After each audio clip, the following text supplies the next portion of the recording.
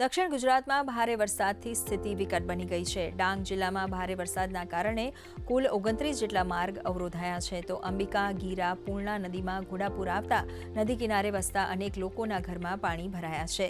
બાજ ગામે એક શાળામાં પાણી ભરાતા વર્ગખંડમાં મૂકેલા પુસ્તકો સહિતની વસ્તુ બગડી જવા પામી હતી। ત્યારે રાજ્યમાં આગામી 7 દિવસ હળવાથી મધ્યમ વરસાદની આગાહી કરાઈ છે।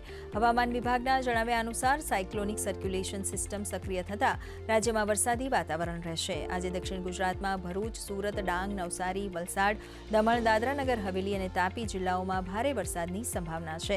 ત્યારે ગુજરાત રીજન, સૌરાષ્ટ્ર અને કચ્છમાં ગાજવીજ સાથે વરસાદની આગાહી, તો અમદાવાદમાં હળવા વરસાદની શક્યતા છે।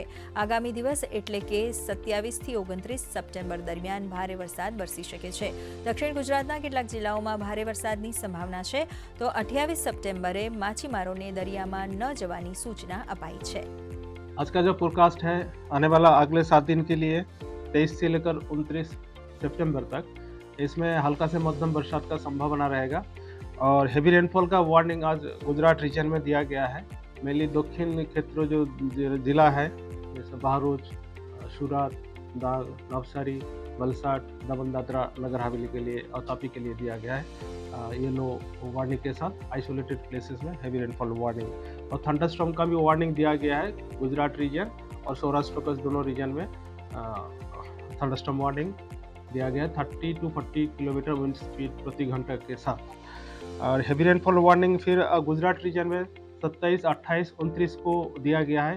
वो भी आपका दक्षिण गुजरात की जो जिला है उसी में होने का संभावना रहेगा।